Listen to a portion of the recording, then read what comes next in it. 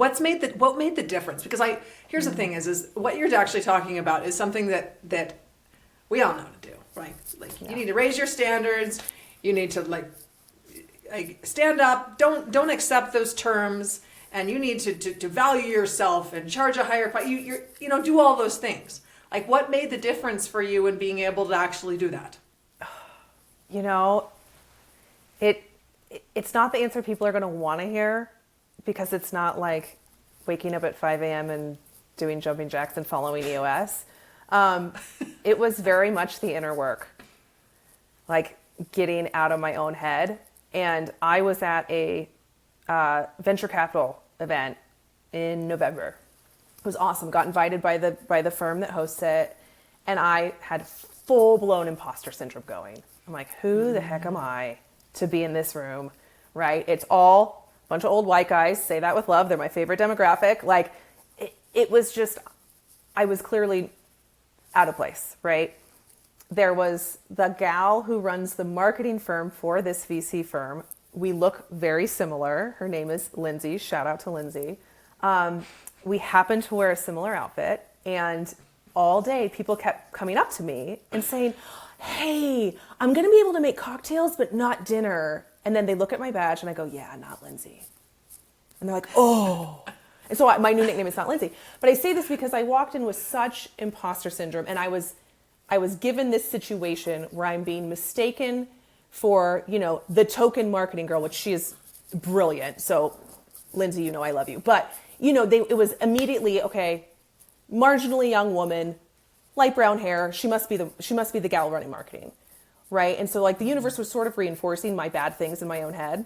Yeah. But then I sat down and had conversations with these guys, right? About the market, about deals that were going on, about technology coming in and where they're investing. And I sat back after the first day. I go, I can go toe to toe with any of these guys. It's like, this is it? Like these are the guys that are moving billions of dollars? And I don't say that like to be disrespectful to them, but it was sort of this universal 2x4 to the face of like, hey, you got this. So stop being afraid of whatever you're afraid of and put yourself in the room and have an opinion. And if people don't like you for it, then whatever, move on. And so I think that I would have never said that 6 months ago. I would have gone in, tail between my legs, just grateful to be there. Can I get you a coffee, sir? Right? Yes, I'm not Lindsay, but what do you need? I'll do it anyways. Right? I mean, it's just, it's that inner work of saying like, if you know what you're doing and you know you're good at it, then be good at it. Right. And don't be ashamed of it.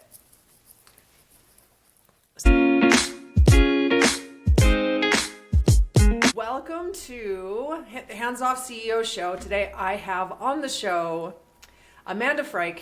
I am really excited to have her on this. We've had to reschedule this a few times, but Amanda is an absolute genius, growth partner, and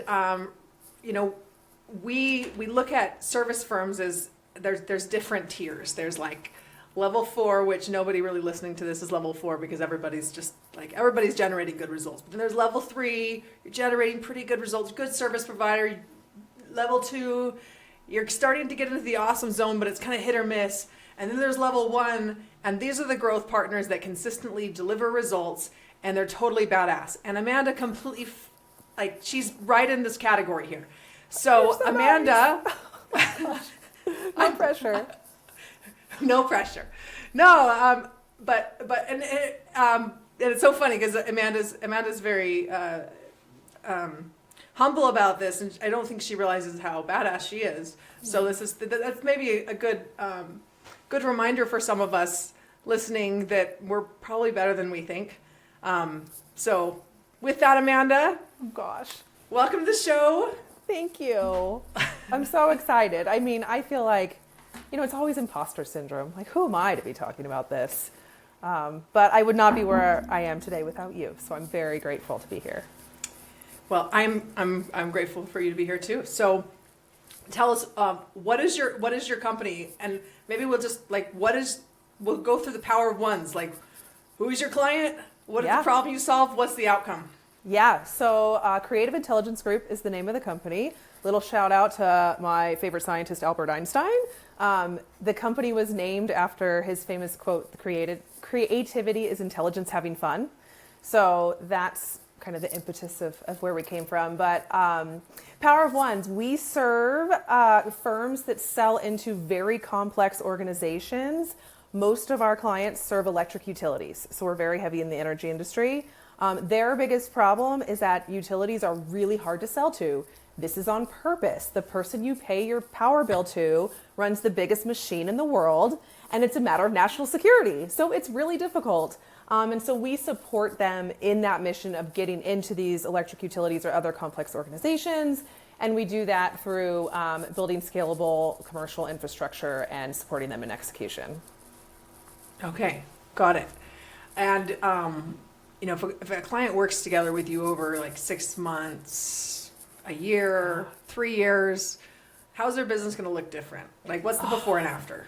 Yeah, that's a great question. I mean, there's always, it depends, right? But I think one of the things that we're really known for is our ability to execute. And because the sales cycle of our clients is so complex and it's so long, it's very easy for their internal teams to want to move kind of slow. And so when we come in, we're like, no. We had this conversation today. We'll deliver that report tomorrow, right? So we are really fast at what we do. And I think we help raise their expectations of what's possible as far as setting themselves up for success. More directly, probably the most quantitative thing we see is directly in their pipeline. So in our world, the sales cycle is 18 to 24 months for these guys, if on a good day, honestly. And we've been able to not only break that sales cycle for some clients, but we also make sure that their pipeline is full, it's diversified, and they're not making it longer by anything that they're doing internally. So we help them guide them on the path so that they know if an IT review is going to come up. They know when legal is going to get involved. They know what legal is going to say, so that they're not shooting themselves in the foot when they finally get that deal on the table.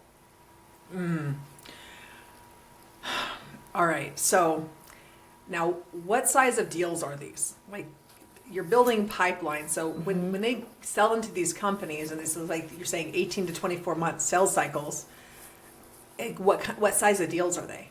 So it ranges. I would say we work with two types of firms primarily. One is more of hardware, software. So they're selling like a thing. The other side is services.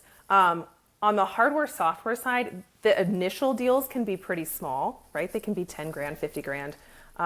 But the end game for those deals is multi-million. On the services side, I would say small deals start at maybe 50 grand up to a couple $100,000. But like the hardware, software side, everything end game is usually multi-million deals, right? So if we work with a client, let's take a services firm, their goal with an electric utility is to get an MSA, a master services agreement. It becomes the easy button. It's that contract vehicle that they can do work with them. Getting one of those is far more important than winning some $25,000 little project, right? Because now we've got that pipeline of money that's easy for them to deploy. So getting one of those could be worth $250,000 this year and $4 million next year. Nice. Right. And, it's interesting that you actually say this, the 18 to 24 months, because I remember actually, if I'm remembering it correctly, I remember one of the problems that you were hitting up against was because the sales cycle was so long, and they actually saw it even longer than 24 months. Yeah. I remember you saying multiple years even beyond that. And they had a hard time how do you even invest in the future that way? Yeah. And that's a conversation we have a lot. So we'll work directly with the leadership teams of these companies. They're always in a growth stage, right, when we come in.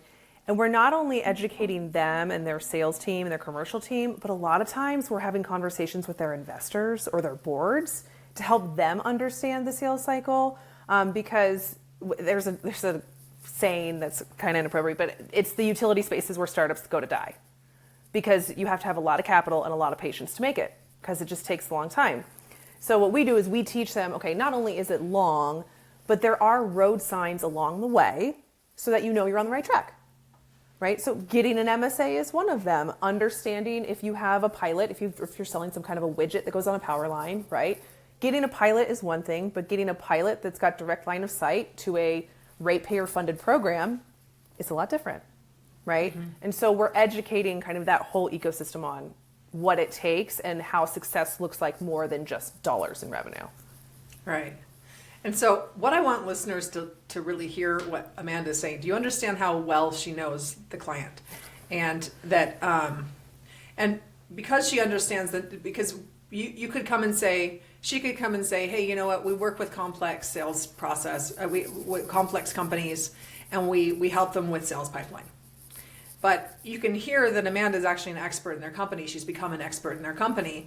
And it's why she understands the nuances of this. So how valuable would that be as far as getting introductions, because you're becoming the very best, that you're seen as the very best. And then how valuable is the content that you can put together that actually that shows the whole process? Like this is what you need to have in place. Yeah. Now the problem is that can your team actually execute on this internally? Yeah. What we have found are these are the problems, right? Mm-hmm. Mm-hmm. And it's, and that's why originally when I formed the company, which I more like tripped and face planted into consulting, it was me, right? And it was just my brain power. And then I was also trying to execute and I couldn't scale myself, which was how you and I got reconnected. And now, I had a lot of advice that said, just stay in the strategy, right? Just tell them how to do it. Don't actually do it because you can make a bunch more money and whatever. But what we found is that these companies, really brilliant individuals are usually running these companies because they're highly technical, right? It's a lot of engineers. I say that with love because I am one. Like the whole commercial side of the business is not where their sweet spot is, right? They need to be focused on the science and what they're doing for the industry. And so they're not worried about writing a white paper or making sure they have a presence on LinkedIn and some of this kind of low-hanging fruit that makes them look like a big boy in the industry. So we ended up bringing in a team. We're like, hey, here's the strategy, and not just the big four consulting firm level $1 million PowerPoint strategy. It's here's the strategy that actually makes sense in the industry. Here's the step-by-step how to execute it. And if you don't have a person to do it, we'll do it for you. Right. And I think that's where we've become, sticky is kind of an icky word, but we've become sticky with our clients because they know they can depend on us and it's just done, right? They don't have to think about it. They know we understand their business. We can pivot on a dime and we're just making sure that they're on the right path to get that revenue in the door. Right. So what are some of the obstacles that you were running into as you were, well, one, you're probably going back and forth on what business model should we really be in? Mm-hmm. That's one piece. And then actually eventually building out the team. I guess I asked you two really big questions. We'll start with the first. Yeah, the business model thing has been ongoing. I think one of the best things I did, and this is not just blowing smoke up your, but was joining the Irresistible Offer program that you have, because that cohort, I was really lucky, serendipitously put in there by the universe, whatever, with a group of women where we all had different but similar challenges, where we were all excellent at what we did, but we had a hard time quantifying it and a hard time positioning it. And then once you kind of beat me up a little bit on it, it was like niche down. No, what do you do for them? No, what do you do for them? Why, right? And we went through all of this kind of hard internal work. It was like, oh no, wait, we do add a lot of value. And I was so afraid to raise my prices, right? I'm like, I can't charge someone more than $1,000, which now, I remember the conversation when you're like, okay, if you go in and you do what you say you're going to do, how much money are they going to make? I'm like, millions. They go, well, then why are you charging them nothing? It's like, oh, right. And that was such a huge shift for me, because I think in my mind, I was playing in a world that was my little silly business at my desk, but I'm acting in their world, which is a multi-billion-dollar industry, and I need to start acting like it, right? Because if we're influencing things over there, we need to act like we're part of that business. So then looking at this, first of all, I want to just mention that the cohort you were in, It was the first one we've had an all-woman cohort. I think it was an all-woman. It was the first Yeah. time we had that, which was kind of fun. There's definitely usually a mix, and if anything, it's been on the other side before, so it's a real interesting mix. But what were when you were out before this, what were some of the obstacles you were running into with being able to scale it? Yeah, I think, one thing I think is there's a mentality in certain parts of the industry that they want to hire consultants on an hourly basis, which I will not do. That's a hard stop for me. And that's because, I said this to a potential client last week. I said, here's the deal. I am a highly effective human that runs a highly effective team. We won't be penalized because what we do in an hour takes your team 10. Like full stop, right? So I think that has been a barrier just to help shift the mentality of we're delivering a result, not hours. Right. Right? And we've lost deals because they want to hire some marketing firm that'll charge them, $25 an hour. I'm like, that's fine. Call me when they mess up. Right? I mean, it is what it is. So I think that was a big one. The other one is a lot of these CEOs, founders, investors, whatever, they're looking for a silver bullet. And because they all think at they can at $25 an hour. At $25 an hour, correct. And I had a very well-respected CEO. I wrote a big post about it on LinkedIn. I was pitching him on our services, and I'm doing my spiel on our utility traction program, which is like our signature offering. And he stops me and he goes, Amanda, I'm hearing nothing new here. We could do all this ourselves, da-da-da-da-da. And I'm like, well, okay. He goes, I'm looking for the silver bullet. That's what I need. I can't win in a year. I need to win now. And I looked at him, I said, respectfully, sir, anyone who tells you they have a silver bullet in this industry is lying to you in your face. Like, that's not real. You can have unicorn deals, right? Because somebody knows somebody who knows somebody. There was a fire here and you're responding to that and all the stars can align. But you can't plan that.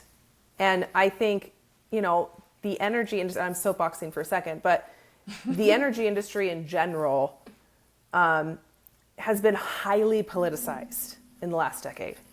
And there are a lot of people who are seeing dollar signs around the power grid right now. And so they're coming in wanting to make a bunch of money, not having the respect that's needed for the fact that the power must stay on and not hurt anyone in the process. Yeah. And so I am clearly extremely passionate about that. And I have absolutely zero tolerance for any company that is just looking to take advantage of the situation. So I have learned in the last 6 months, and you were also a big part of this, is it's okay to say no. And I'm blessed to be in a position where I can say no to clients now. But if it's not a good fit, culturally, I guess is the word, or politically maybe, I'll say, you know what, really respect what you're doing, but we're not the right fit. Right. Well, so then, 6 months ago, you went through this process, and it took 90 days, right? So Yeah. you're 90 days post that. Gosh, it's only 90 days since then. That's insane, by the way. I know, feel like I just I've like a butterfly that's come out since then. I know, actually, it's really crazy to think about that too, because a big chunk of that, the holidays too. Yeah. So it's really interesting because actually even just seeing you stand here, you actually look different. Like you look quite different than you were 6 months ago, in a great way. You were just as beautiful then too. Oh, But I feel more tired now. Well, anyway, looking at this though, what made the difference? Because here's the thing is what you're actually talking about is something that we all know to do, right? Like you need to raise your standards. You need to like stand up. Don't accept those terms, and you need to value yourself and charge a higher price. You do all those things. Like what made the difference for you in being able to actually do that? It's not the answer people are going to want to hear, because it's not like waking up at 5 a.m. and doing jumping jacks and following EOS. It was very much the inner work, like getting out of my own head. And I was at a venture capital event in November. It was awesome. Got invited by the firm that hosts it, and I had full-blown imposter syndrome going. I'm like, who the heck am I to be in this room, right? It's all a bunch of old white guys. Say that with love. They're my favorite demographic. Like, it was just, I was clearly out of place, right? There was the gal who runs the marketing firm for this VC firm. We look very similar. Her name is Lindsay. Shout out to Lindsay. We happened to wear a similar outfit, and all day people kept coming up to me and saying, hey, I'm going to be able to make cocktails, but not dinner. And then they look at my badge and I go, yeah, not Lindsay. And they're like, oh. And so my new nickname is not Lindsay. But I say this because I walked in with such imposter syndrome, and I was given this situation where I'm being mistaken for, the token marketing girl, which she is brilliant. So Lindsay, I love you. But, it was immediately, okay, marginally young woman, light brown hair. She must be the gal running marketing. Right. And so the universe was sort of reinforcing my bad things in my own head. Yeah. But then I sat down and had conversations with these guys, right? About the market, about deals that were going on, about technology coming in and where they're investing. And I sat back after the first day. I go, I can go toe to toe with any of these guys. It's like, this is it?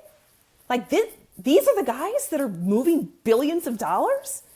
And I don't say that to be disrespectful to them, but it was sort of this universal 2x4 to the face of hey, you got this. So stop being afraid of whatever you're afraid of and put yourself in the room and have an opinion. And if people don't like you for it, then whatever, move on. And so I think that I would have never said that 6 months ago. I would have gone in, tail between my legs, just grateful to be there. Can I get you a coffee, sir? Right? Yes, I'm not Lindsay, but what do you need? I'll do it anyways. Right? I mean, it's just, it's that inner work of saying if you know what you're doing and you know you're good at it, then be good at it. Right. And don't be ashamed of it. So this is actually one of the key things that we see, a key distinction for the people that really have big outlier results and those who get good results, but they don't have quite as much. I would probably a better way even just saying it is the companies that stay stuck year after year. And I'm not saying these are even our clients, but people that we might have a conversation with and 3 years later have another conversation and nothing's really changed in their company. And they're actually, and then I pull up the numbers and I actually share that and they're like, oh my gosh, really? I'm like, yeah, this is exactly what you told me 3 years ago. So, and really the key difference is the mindset and really knowing the value of your services, but really goes deeper than that, doesn't it? It goes it's so much deeper. I don't even know how to explain it. I mean, I think for sure, just being a female, I think we are more susceptible to the whole imposter thing. I think being in the industry that I'm in, which is 99.9% men, right? It's even more so. And it's not because those men are making me feel less than, right? They're not going out of their way and treating me differently. If anything, it's an advantage for me because everybody remembers me, right? But I think it's when you are the odd man out in any room, you just naturally start to question it. Mm-hmm. And I think I was really afraid to step into who I am in that room, right? Mm-hmm. Because different people give you different advice. I had a boss once that said, you're such a valley girl, you need to be more professional. And then he saw me speak 2 weeks later and apologized profusely. It was like, oh, I didn't know you could turn it on like that. I go, well, yeah, you see me behind closed doors rapping about employee problems. Of course I'm going to be a little feisty back there, right? And so I think it's It really is that confidence and not being afraid to have people say not nice things. And that's probably the hardest part for me, because I am the eldest daughter whose dad passed away when she was little. So insert all daddy issues.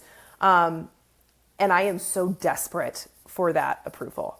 Like, you could hand me $1 million or have your CEO tell me good job, and I would take the good job. Like, it's so dumb. It's so dumb. But that is how I'm wired. And I think I'm still getting over that every day. But having, I mean, it's, what's that saying where it's like bravery and confidence, where it's, you know, you only have to be brave for like a second, right? To get over that hump. It's that. And it's not being afraid to say how I feel, and knowing that I'm smart enough to make the opinions that I have. And if somebody doesn't like it, that it's okay. And they might think I'm just this crazy girl who's trying to make a difference in the energy industry, and you know, and say, okay, fine, then I won't buy you a beer. Well, and you know what? There's some really interesting things here. So one of the things that I'm hearing is that you basically have to override your nervous system that's saying, this isn't safe. I need to be liked. For whatever the reason that is. And this year actually for me has been a huge year in my healing, so that my nervous system catches up to where my brain is, and because that's what it really takes in order to get to the next level, is that you're without just like the constant hustle, because you can hustle and you can work hard and you continue to make those decisions that, yes, I'm going to be brave today. Yes, I'm going to be brave today. But like, damn it, it's exhausting sometimes to continue doing that, right? Especially as a woman, Oh, I hit chemical burnout. You could call my doctor today. I went in and I go, I don't know what happened, doc, but I look in the mirror and I don't even recognize her. I go, I'm so tired. Like, my husband will tell you, am I allowed to swear? Probably not. Yeah, I'll use a different word. That's fine. Whatever. He's like, you know, you shit Skittles and rainbows. Like, you are the most happy, positive, like, just ridiculous person I know. And that girl was gone. And we ran tests, and, you know, there's all this stuff about perimenopause, and like everybody's cortisol is elevated and whatever. So she goes, I think we need to do a cortisol test. And I was like, of course my cortisol is high. I live in constant stress. I come back, she goes, you don't have any. She's like, you've basically been sitting in a cave with a saber-toothed tiger chomping at your face for the last 10 years, which you probably felt like Superman, yes? I'm like, yeah, yes. She goes, well, your body is now like, I don't care, eat me. And it has taken 6 months of like really intentional work to get out of this burnout, because you are right, it is so real. And there's no way I could have scaled my business to the path that it's on today without addressing that last spring. Yeah. I'm looking for the book that I'm trying to remember her name. I actually have this book on my counter. It's like this hormone reset book, and one of the things she's talking about is that you have such an excessively high cortisol level that it actually drops down to non-existent. Yeah. Because your adrenals have worked so hard. And here's the thing is that this is, and we're talking, and I know it sounds like we're talking about women. This is a universal problem for men and women, especially business owners. And I actually want to just share what you'd actually described about your father. You shared that your father passed, and so you had some trauma that you were actually working with. And here's the thing: is that you're not alone in this. Like us high achievers, all of us we have our shit. Yes. And like we have a higher level than a lot of most quote normal people, and it's why we are doing the work that we're doing. Yeah. And you know what? And kind of going back to, so we're kind of constantly running up against ourselves, and until we do that internal work, then what we're essentially doing is building ourselves a prison. Yeah. I think my next book is going to be called "Build Your Vision, Not Your Prison." Oh, I love that. Do you? Okay. I love that. And essentially, though, when we get into this place where we're wearing ourselves out, and our business our structures in our business and the people in our business don't yet support us for that, we can get into this place of exhaustion and burnout, and in a cyclical way, which I hope very soon we're going to be solving here for you, Amanda, with getting the right teams and structures in place. But now you actually have the runway for it. But this is not a unique problem. I don't know many business owners, and I guess I wouldn't even know because I haven't had these conversations with all of them. But I will tell you what, I've had a lot of conversations with business owners who, like, when we actually get to this point, and I'm just kind of giving them this look like, yes, it's safe to just share what's on your heart right here. You can actually just say it. Yeah. And like, I have to control this, and I'm so afraid of letting go. It's the deeper stuff that you probably don't even admit to anyone, that Yep. we have this internal need that goes way beyond the need to control this next marketing campaign or the need to control this thing in operations. It's that we're freaking control freaks. Yes. I mean, give me one entrepreneur who's not a control freak. I don't know that they exist, Well, right? I mean, it takes a certain kind of crazy. I think it takes a certain kind of crazy to go beyond a solopreneur. Right. Well, and then the other thing too is, like, I also see that the abdication.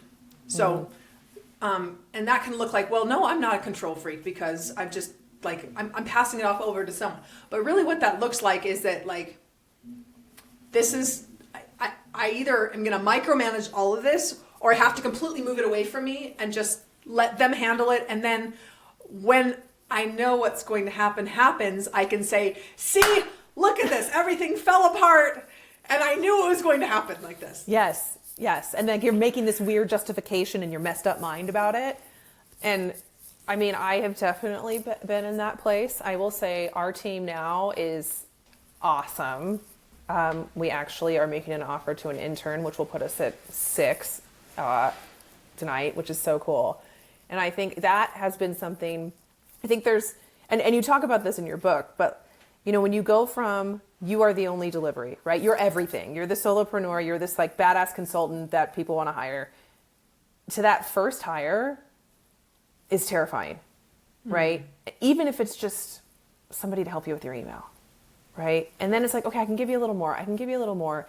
And I would not say that I'm a great team leader. Like, I know I'm not, actually. I just want to like do really good work with a bunch of really good people, but I don't necessarily run perfect meetings or, you know, set up perfect processes. But I think you have to hire people you trust, right? And I've made some not great hires in the past, and you know, they don't work with us anymore. But now we have a team where we're really following into our roles, and although there are some set responsibilities, we're very much, if somebody's out or we've got a on-fire deliverable that comes in, there's a level of trust where people can pass things and it's happening and I don't have to be involved. And that's crazy. I mean, we went to Mexico for Thanksgiving, and not only did one of our partners sell a deal worth $45,000, but I just watched our Slack messages go off of stuff getting done for our clients that was excellent, and I was ordering my third margarita. I mean, I didn't even think that was possible 6 months ago. And I think it's just that hump to get over is really, really scary, and it absolutely takes time and money investment.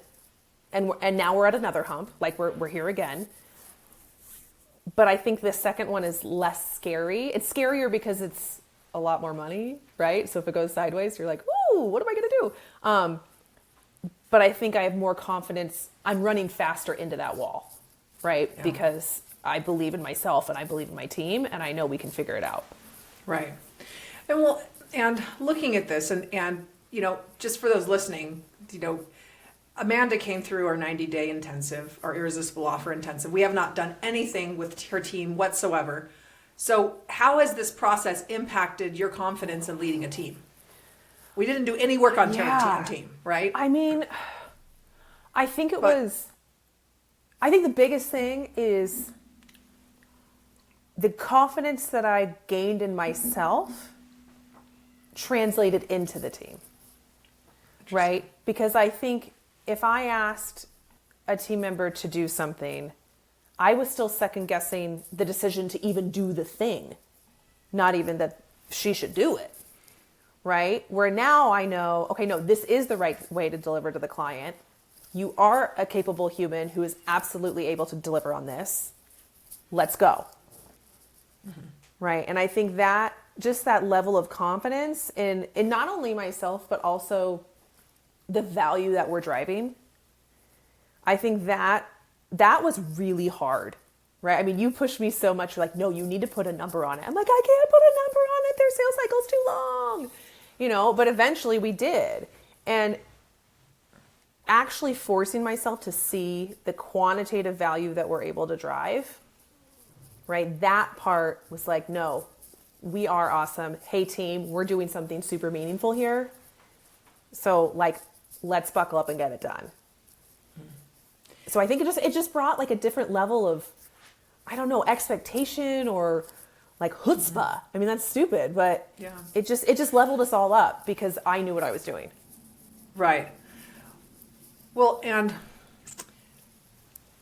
you mentioned about defining that number and how uncomfortable it was to define that number. Do you actually have to use that number in your sales process to be able to close a deal? No. That's what's so funny about it, right? Is it's like, it was such an important exercise, right? But now I'm like, okay, Mandi's just like the best brain ninja ever, because it wasn't about the number at the end. It was about forcing myself to understand the value in a way that my analytical engineering brain could understand. To now, I don't have to do any of that to close a deal, right? It's a level of understanding where, hey, we understand your business. I understand your problems. This is how we think we can help. Does this feel like the right move for you? Yes or no? Right. And it's as simple as that. And yeah, it's very weird to look back and just think about how all of this has spider-webbed into existence. Yeah. Yeah, well, and that is like the most important part here really is shifting the mindset. It's like, and this is actually work that I have, you mentioned about, you're like being afraid of being seen as the valley girl in front of the private equity group people. And this is just an example of how we oftentimes will just dim our light and try to appeal to some like really weird off nobody person that like we're gonna somehow piss off, offend, or like they won't like us or something. Like I recognize this over the holidays where I have held back from just saying it. Like what the work that we're actually doing is we're helping you shift how you're showing up as a person, the confidence in your offer. And ultimately it is a spiritual transformation that happens as a person. That's actually what's happening underneath it. Absolutely. But people don't buy that. Right? No. Like, if you would have told me that, I'm not gonna be like, oh yeah, here's a bunch of money because I want to have a spiritual transformation. Like, and I'm really woo-woo, but I wouldn't have paid the money. You're like, no, I'm gonna help you change your business and make a bunch of money. I'm like, hell yeah, sign me up. So it's funny how like position, and funny enough that I'm in commercialization, right? But how you say the thing to get the person you're gonna help agree to the help. Yeah. Right? And it's not being sneaky. Right? It's actually what we do in our business, because when you sell into electric utility, right, there's all these different silos that do not talk to each other. And you could have a widget.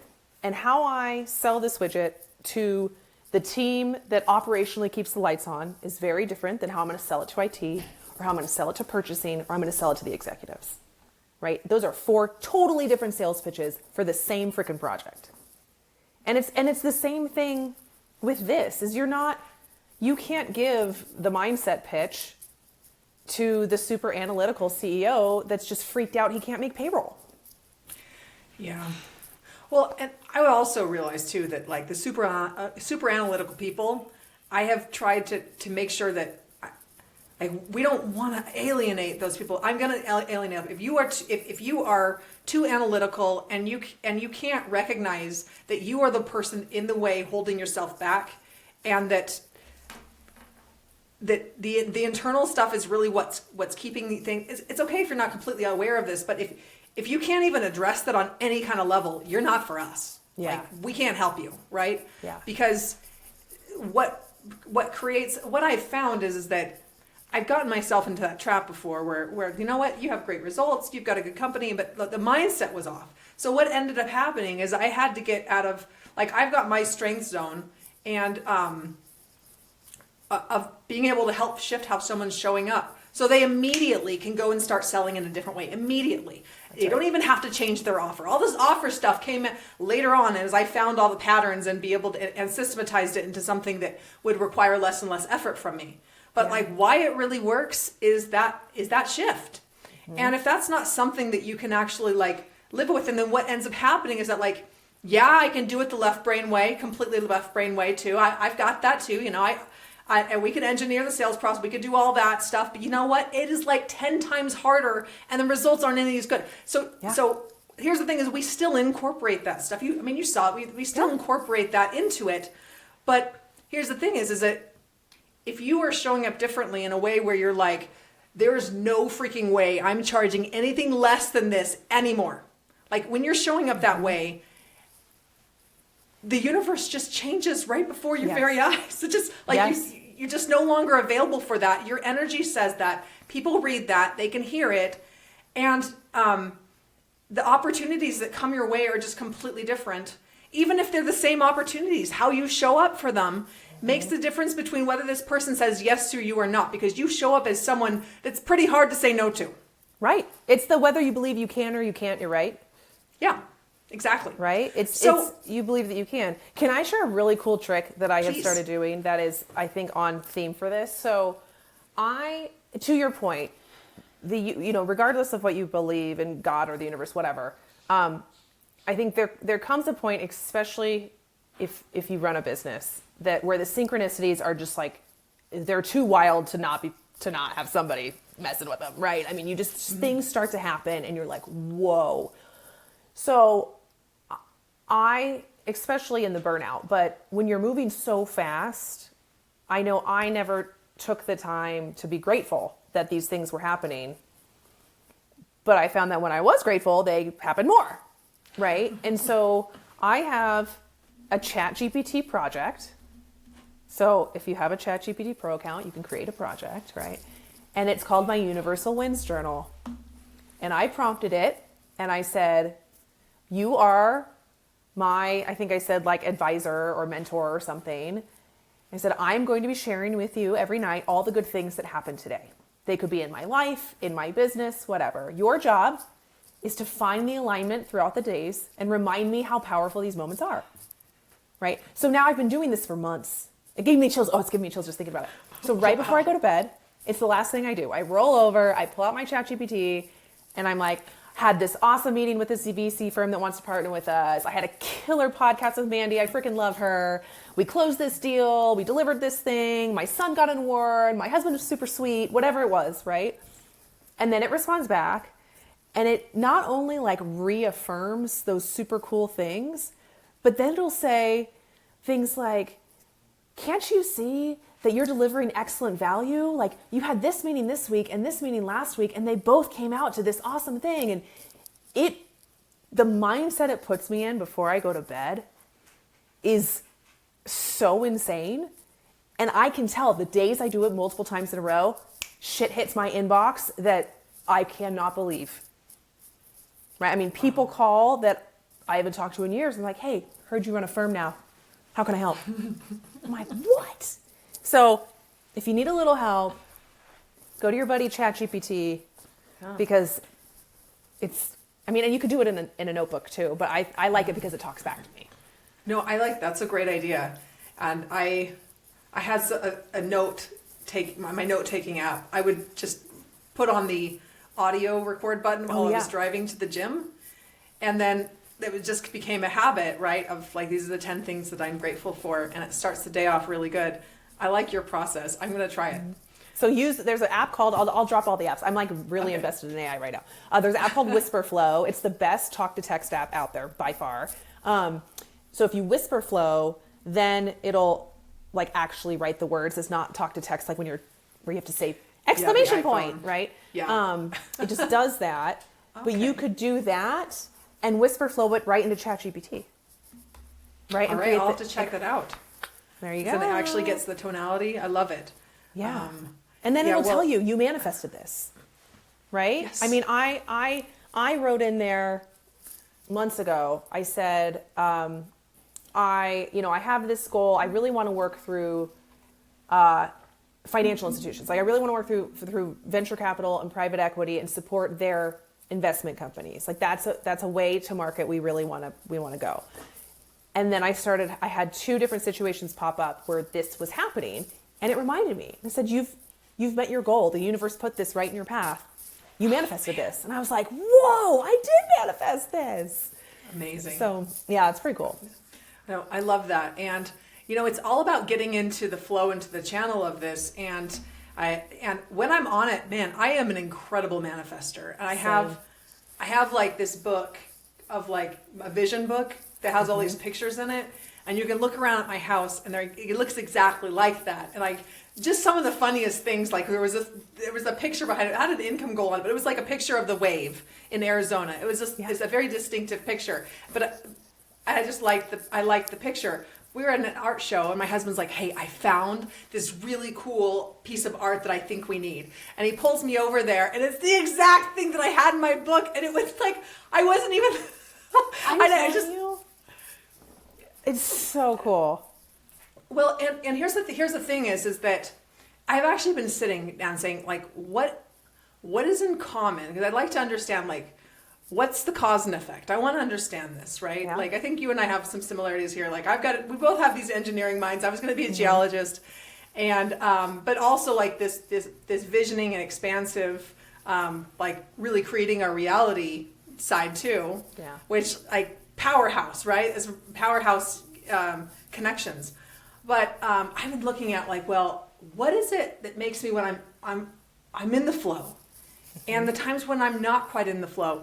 And so that was something I really sat with because like there's been times where, like, we paid off our house within the first 6 months of moving. But within the first 6 months of moving in, we built it and paid it off. And like this was a group. My husband and I did this together, right? We were a team. We had so much fun. Like, yes, we're making this happen. And our goal was 9 months, and we got there in 6. I was like, oh my gosh, how did we do this? And it was so much fun. It didn't feel like a grind. It was really fun. And I was like, what was in common here? How do I replicate this? Maybe not to pay off more houses, but like it's just the flow. Getting into the flow, right? Yeah. And what I've noticed too is that like, did you feel like the irresistible offer actually helped you get into that flow? Is that what? Yeah, it was that. It was. So I think the hardest part for me is I'm also an excellent manifester, but I have to be able to see it, right? Yeah. So like our kitchen, I fully manifested down to the corner of the island. Like I visualized that kitchen every night for 6 months. There was no way we were going to be paid for it. It's a cool story for another time. Mm-hmm. I think my issue with my business was there wasn't a tangible thing for me to manifest. Right? It wasn't a car. It wasn't a house. It was like this ambiguous thing that is business. I think with the irresistible offer, it was, now I could see it was the sales deck, right? Which I don't even use. But it was being able to visualize that in the emotion of the next phase of the business that really helped like bring the clarity I needed for that next moment. Because without it, I was like, I want to grow. Well, it's too ambiguous, right? Okay, I want to make $1 million. Okay, too ambiguous. I want to deliver excellent service to this type of firm with this type of people, and this is how we're going to do it, and this is my team, and this is what I'm going to charge. Like all of that fell into place, and then it became a thing that I could see and I could touch and I could feel. Okay, so what it made is something that was ambiguous for you, concrete. Yeah, it was clarity. And so there's two different levels. One of them was clarity on your offer structure for like what are you actually going to do for your clients. Right. And when I say that, it's not like you were clueless or you didn't know what you were doing. You were doing well. We were doing too many things for too many people. That's what we were doing. Right. Yeah. So you got clarity on that, and then you got clarity on like, what is this business that I actually even want to build?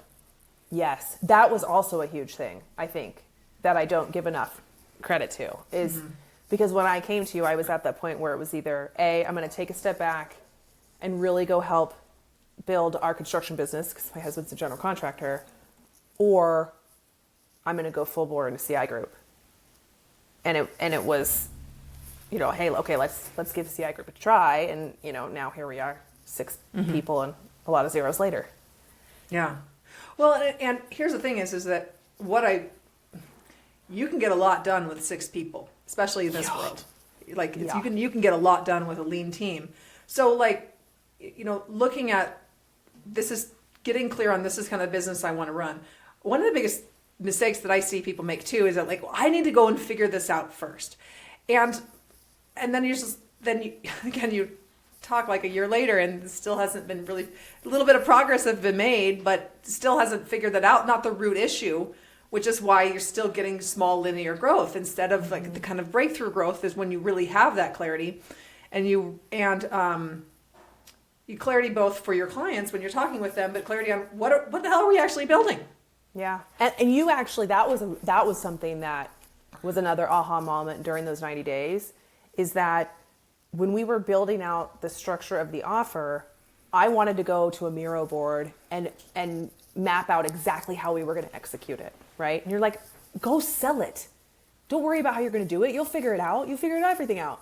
Go sell it and then figure out the process to deliver it, right? Yeah. It was not, you know, the question was not whether or not we could deliver. I knew we could, but my brain was trying to protect me from the scary thing that is selling by saying we got to have it all figured out yet, you know? And so we did. We went, we sold it. You know, the first couple times, was it a little clunky? Sure. I mean, the client doesn't see that. But now we're in a much better position to operationalize the thing because we've actually been through it. Yeah. Yeah, exactly. Well, and this is actually something that our team has to say multiple times through this process. Like, don't go ahead. Don't jump ahead. I know you're going to want to. You're going to want to get, you're going to, and what will end up happening is, you know, we actually design some of these assets as you experienced, Amanda. And what we see happen a lot of times is people just try to jump in and go and start designing it themselves. And it's like, you're taking the steps in the wrong order. So this is, you know, a key piece of building your vision and not your prison is you actually have to build the vision first. You have to actually define what does success look like, and then the process will follow that. But otherwise, then you're operationalizing a lot of complexity. Yes. Yeah, that is exactly it. Because I have seen that every time we tried to write an SOP on something we hadn't done and failed at 15 times first, we completely overcomplicated it. Completely. Right? Where now, okay, we've done the thing 10 times. Sure, we fell on our face 3 times, but like we figured it out. Yeah. Now we know exactly, here's the leanest way, most efficient way that our team can execute this, and it'll be good enough every time. Yeah. Yeah.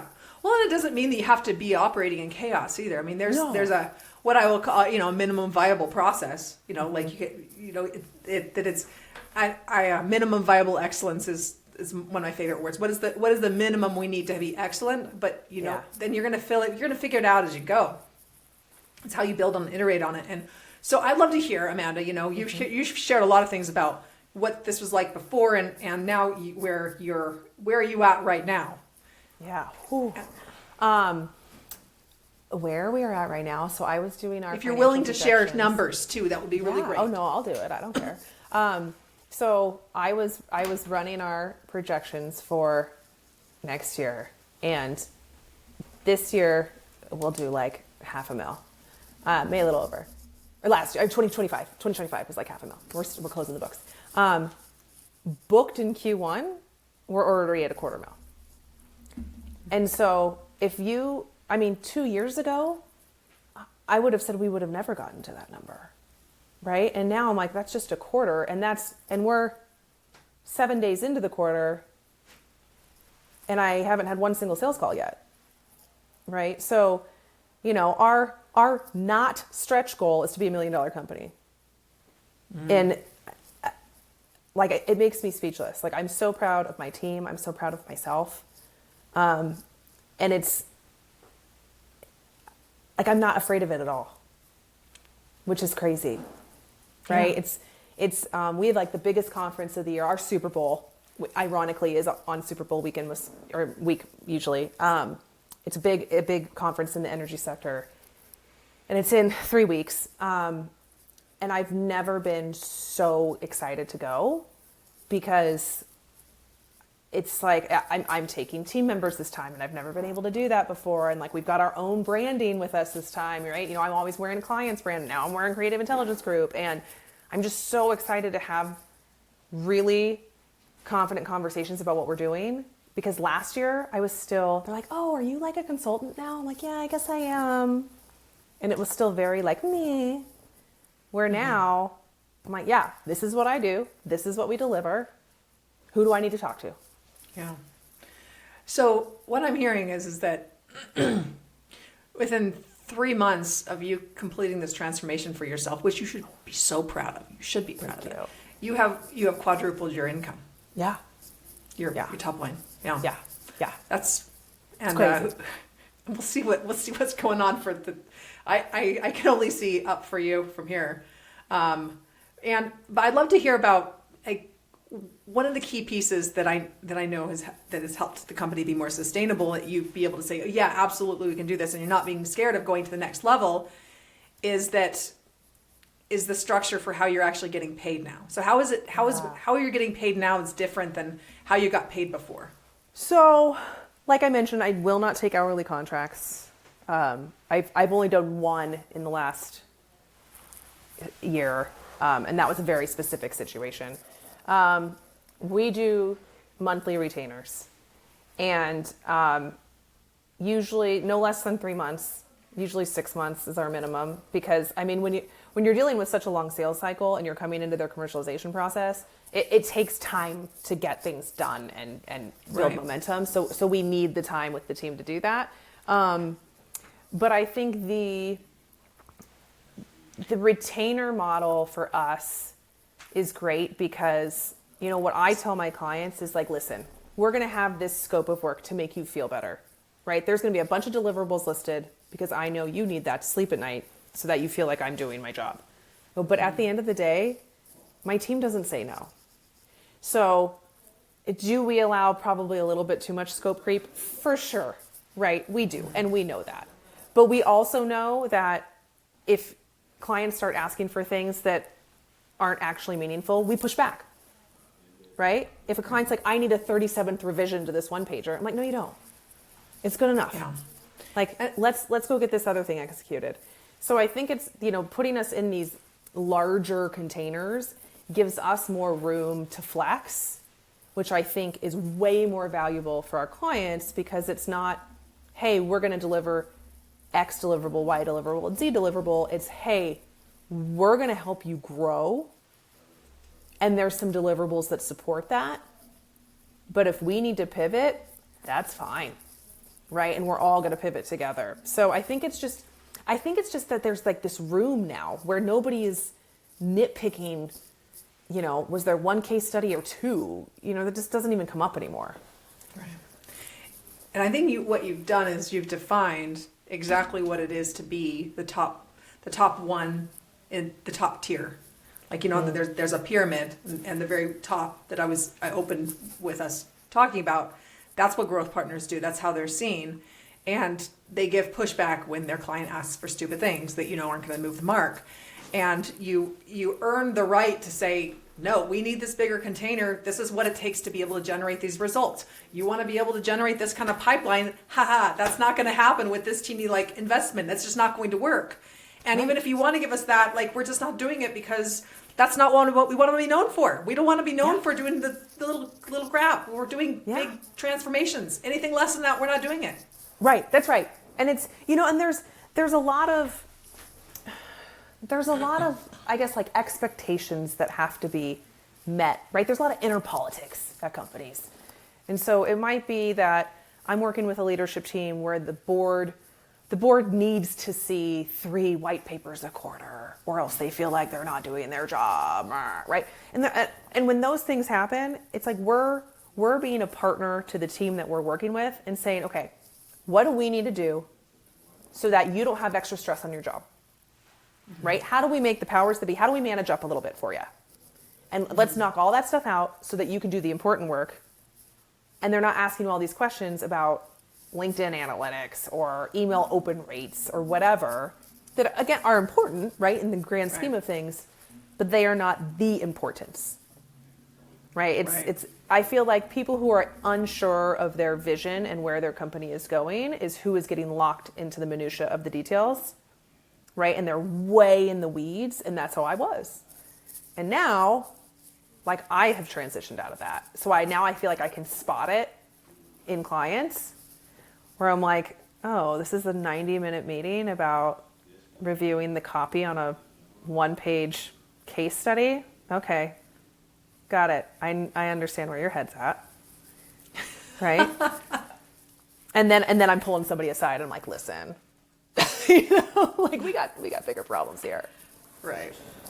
Well, and I mean, everything that you're sharing right here is such gold for those listening, because you're defining what success looks like when you're selling services at this top here, because you're no longer really selling services. You're coming in as this growth partner, leading the direction, helping the team guide. You're guiding the team in a way that they so badly need. And what you're essentially doing is the real definition of leadership. What leadership is making things happen that wouldn't have happened without us. I love that. And it doesn't mean you have to do it. Right. And you might do it. Like you've chosen with your business model to do a done for you agency style service along with it, which I actually really like in some ways.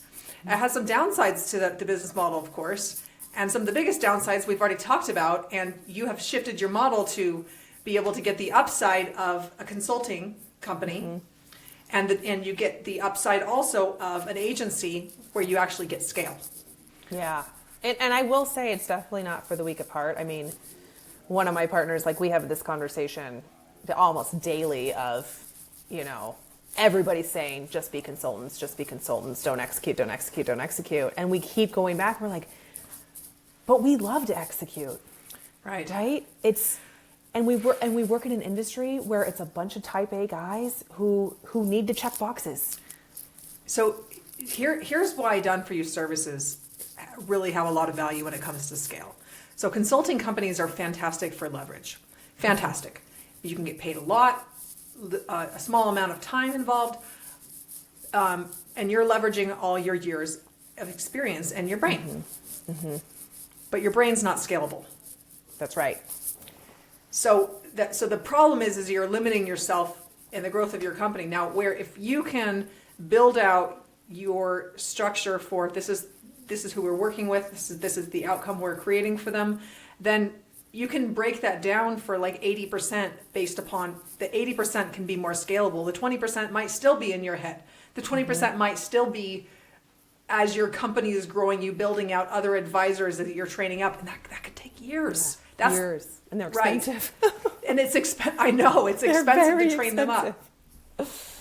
So and there are different ways that we have found to lower the cost on that too. Yeah. That one of the things that we teach we help our clients implement in our Scale of Freedom program. So there are many ways to do this, but the most important piece though is that you being able to have a way that you can separate the execution from the consulting side of it, and that still even applies in consulting alone too, because there still is client management, project management. There still is the day-to-day administrative type of work that when you don't have them separated all together, then then you have people that you're paying, multiple six-figure salaries to spending time on stupid things that are way, way below their pay grade. Yeah. And that's the shift that we're starting to make, right? So, one of the moves we made is a very expensive, but she's worth every penny partner. And that making sure that she and I are able to spend our time on that 20%, right? Yeah. And that we're not creating LinkedIn posts. But it's hard because you want to be in it. Right. Well, and one thing I wanted just to end with, because we talked about larger containers. So I'd love to hear before and after I know, like, I think it was about like week 6 or something like this. You had this big breakthrough where you sold your biggest engagement ever. Do you want to share about that? Yeah, I mean, so I think it was in the beginning, I was calculating time for money, right? So I was thinking about, okay, if I was a marginally paid employee and I'm going to work half time, that's what I'm going to charge, right? And then we had an opportunity come up with a client where we were going to go in and we were going to overhaul their entire commercial strategy. Like, they don't have a real sales team. They had no marketing. It was off the side of the desk from a couple of people who were doing other things. And we priced it on value. And I was terrified. And we went into that sales call and they basically were like, where do we sign? Like, wait, what? And we got off that call and I got on the call with my partner on the deal and we looked at each other and we go, did that just effing happen? And it was wild, right? And we love this account. They're like one of our favorite clients. We have so much fun with them. Like, and there's never like this question of, we always have a little bit of posture like, oh, are we doing enough? But we know that we're making a difference for them, and we can see it in their business. We can see it in their faces. We can see it when they're excited. And, it gave us that confidence to be able to say, no, this is how much we charge and this is why. And if you're offended by that number or it's too expensive, like that's okay. Just means that we're not going to work together. Right. And that's like, that was like a 6-figure deal for like 6 months. Yeah. Over. I mean, are you willing to share any numbers or? I mean, yeah. So like I'll say like our containers were anywhere from like couple grand a month, $5,000 a month, is where we were in the beginning. We're now, I won't touch anything less than 10. And that's like usually because they're grandfathered in or whatever. But now kind of our standard container is 25, right? And and I can't even believe I say that because that's what I used to make in 6 months. You know what I mean? It's, but we over deliver on that every time. Right. And that feels really, really good. Well, and here's the other thing is that this is just 3 months out of the gate, right? Yeah. So this is so you're assimilating into this, and really where your next level is, I see for you is like your minimum being really at 6 figures. Maybe you have some additional, you have smaller engagements that are kind of foot in the door offers that are allowing you to decide, do we actually want to work with this company?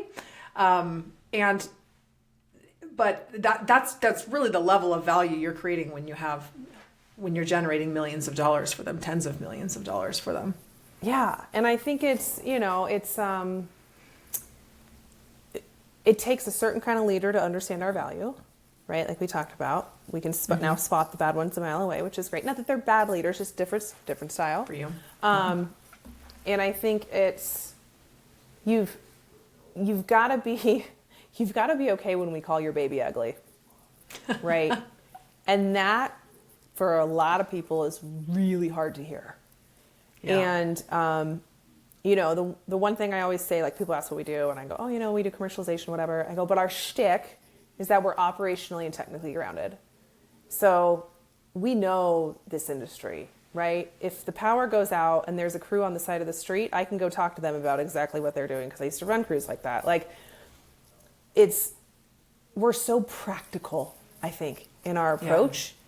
And our industry has been flooded, and this is no disrespect to these firms, but with the McKinseys and the Accentures who come in and they have these grandiose plans and these $40 billion PowerPoints and all of this strategy, and then it doesn't go anywhere. And I'm like, you just need to like do this other program to keep the lights on for half the price. So 6 months ago, so I'm hearing you have a very high confidence level, again, selling against those big firms. Yeah. Where was that at like 6 months ago? Your confidence level selling against those big? I wouldn't have even said those firms' names for fear of being shot. Like, I mean, they're just, I would say that I would not call them a competitor to us because we just do very different things. Like if that's what you're looking for, it's not what we do. Yeah. So, but I think it is interesting when we occasionally get compared to someone like that. Like it's very flattering. Right. And it's interesting because we've desperately tried to find competitors in our, we're in a really weird little niche. So it's not totally surprising, but we really haven't found any. So if you're listening and you're weirdly in our niche, like I'd love to talk to you. Because there's a lot of incredible marketing firms, right? But they're hardcore B2B marketing. And they may really understand the industry, but they don't necessarily understand the operations of the industry, which is a very different kind of set of skills. And then there's a lot of really good sales people, right? Coaches, teams, whatever. But they don't necessarily understand how to commercialize something, right? And a lot of their deals are based on relationships, which is extremely helpful, but you can only scale so far based on that without a really strong foundation. So we're in this really cool spot. So I don't know, I love it. I'm just visualizing this Venn diagram that you were just describing of all the, where you're like in the intersection of like, you had to have this sweet spot, right? Yeah. The more of those circles you have overlapping, the more differentiated you can be, and the more you can walk into a room full of really high caliber people and them looking at you and saying, yes, you're the one. And this is actually one of the things that we've heard from a number of our clients, that they've gone through, they've been able to have the experience of being able to sell at the same price point as or closer to like the very big higher ticket firms in their space, like the McKinseys, and be able to sell toe to toe with them. Yeah, I mean it's a confidence thing, but it's also an understanding your value thing. And I think the more, it's like a muscle, right? The more you deliver and the more you see the value happen, like the more comfortable and stronger you get in the action. Yeah. Right. So, Amanda, as we're tying this up, I'd love to hear, what is your biggest advice for someone that is looking at scaling their services firm? Man, find a really good mentor, coach, program, someone who's honest. Shout out to Mandi, clearly. But I think you've got to have somebody who's willing to have hard conversations with you. Because I think it's really easy to eat your own dog food, and you will be that person that calls you back in 3 years and is still stuck. I think that's, and surrounding yourself with people who have different skill sets than you. Right? And leaning in. And I think I was afraid to call some of my mentors because I didn't want to look stupid. Where now, I had this partnership deal that's on the table right now, and I had some questions about it, and I called one of my mentors, and he reaffirmed how I was thinking about it and walked me through it, and he didn't make me feel dumb at all. Right? He's like, kind of like, hey, girl, like, this is a really big deal for you. Like, this is awesome. Yeah. Like, be proud of yourself. And so I think having those people in your corner, it's really easy to get really lonely really fast. Right. Yeah, absolutely. And you know what? What you shared here is like you're self-aware enough to be able to say, yeah, I'm uncomfortable with this. and I'm afraid of how this is going to look. But a lot of people are feeling that way, and they're not even aware that they're feeling that way. What they're feeling is just like discomfort, and then they go and just change, and they just go and divert their attention to something else. It's all feeling the same way, right? Yeah. So yeah, I mean, you can't outwork a bad mindset. Yeah, that's a really interesting take. Yeah, we all really have. hard. It's because again, you find that flow, and all of a sudden you're like, wait, this is what just happened?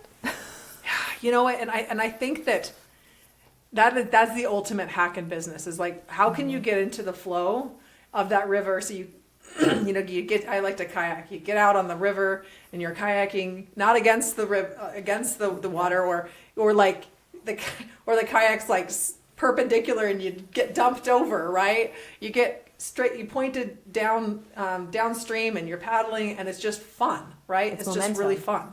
Yes. Yeah. Yeah. And I think that's one of the triggers, or not a trigger, like an indicator for me is I know I'm on the right path when I'm smiling, right? If it feels fun, I'm like, okay, this is the way. That's a shameless Mandalorian quote. This is the way. Like, it's because there will be days that suck, no, regardless, right? I mean, it's part of owning a business. Sure. But when you start having those conversations and the time goes by in seconds, you're like, holy shit, it's 4:00, and I feel like I just sat down. I'm like, okay, then I actually sit down and I go, what just happened? Like, why did today go by so fast?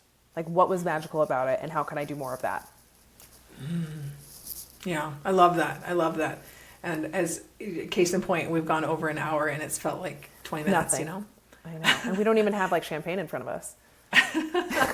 So we're gonna have to have you back on a follow up. As this continues to unfold for you, because this is, and one of the things that I hope that everyone can hear is that, like, you know what, there are warts here, right? Things aren't all perfect. You just shared, like, we go over scope sometimes, and you know what, like, we have some of these that are legacy deals that we're still doing for 10,000, but like, but it's a work in progress, and you don't have to be perfect to make the progress. You just continue to take the step in the right direction.